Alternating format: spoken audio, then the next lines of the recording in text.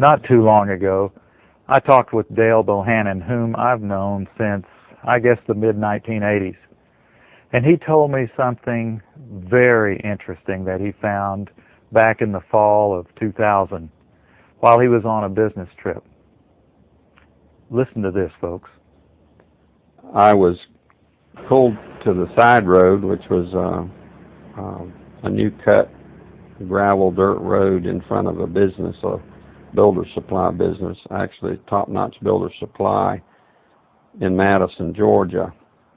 To my right, this was previously was a soybean field, and this little new cut road divided this field, and the right side of the road was filled with which I thought was portable toilets. I never looked at them that close. Same in color, maybe black, but which was an odd color. And I was sitting there going over my notes, and a van pulled alongside of me, and it turned out to be the property owner. And he greeted me, and he was by himself, and so we had a good little dialogue there, and I asked him about the field of black boxes. What were they? Because I'd never seen anything like that. And his statement was that if he told me, I would be one of few people in Madison, Georgia that knew about them. And he says they're disposable coffins, I believe he told me. And he says there's 100, at that time, he said there was 125,000 there. And they were stacked, he told me, 15 high.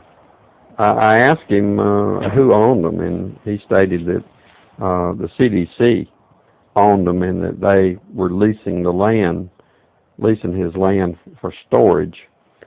And he said his brother worked with the CDC in Atlanta and had been asked by the CDC to do a 3-year extension to place temporary morgues all across the nation.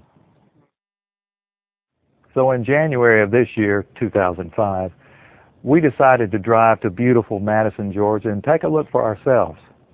It was on a Sunday and no one was around, with the exception of this one pickup truck that was coming out the narrow road that we were going in on next to this field.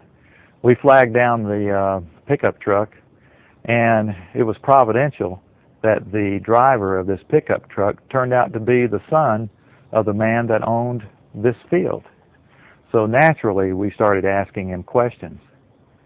And he told us that not long ago, there had been as many as 500,000 of these grave liners or disposable coffins.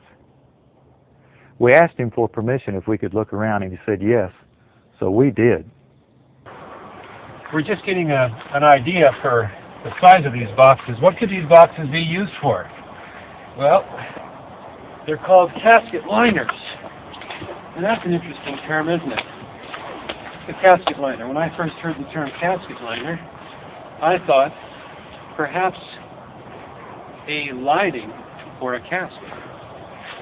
But this is too big to be on the inside of the casket. So certainly this could be used as a casket. This is an inexpensive casket.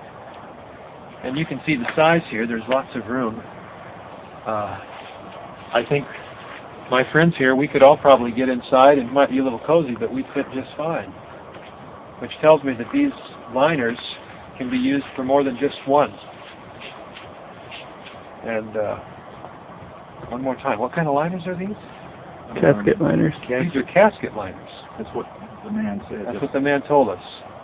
And we're told that there were about 500,000 out here. Later, as I went back to my home office, I spoke of it there, and of course, people usually don't want to hear too much about this kind of thing. So it's never been mentioned, publicly, except just here and there. because most, like I said, the reaction I got, people didn't want to know about it, the few people that I spoke to, and so I just dropped it. And till I went to a luncheon, a fundraiser for Representative Saxby Chambliss. He was running for his second term for the U.S. House of Representatives. And it was a crowd, probably 100, maybe 150. It was congressmen, senators, state senators, and mayors. There was one table we probably had 2 3-star generals and a couple of 1-star with their spouses. So it was a real high-powered meeting. But the keynote speaker was a congressman, and I don't remember his name. He had just been in the House for a long time, and he was the chairman of the Armed Services Committee. And so he just spoke in behalf of Representative Chambliss and the importance of having him on board to be reelected due to our threats. But it had to do with the nuclear devices that was missing from the old Soviet Union, and they had gotten into terrorist hands, and it was, the emphasis was on the critical state that we face in this country. And he said we could lose tens of millions of people in the next decade, and he used those terms, due to a nuclear strike on U.S. soil. And I was sitting there, and it became very clear to me that that could very well explain why just weeks, I mean, could be 2 to 3 weeks prior to that meeting, that I had stumbled upon these, at that time, 125,000 disposable liners or caskets or coffins or whatever they could be termed as, in that soybean field in Madison, Georgia. Did you catch what he said, friends? At this high-powered meeting, it was in Perry, Georgia, near Robins Air Force Base, the largest employer in the state of Georgia, Robins Air Force Base. The chairman of the Armed Services Committee was the keynote speaker.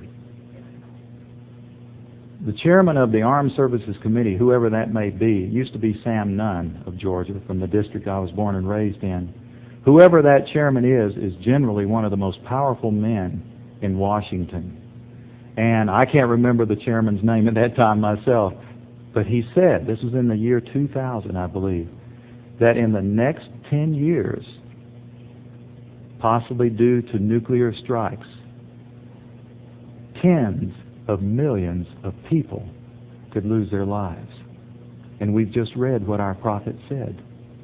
Now, what we've just seen is one United States city outside, this is Atlanta, it has a metropolitan population area of roughly 4 million people.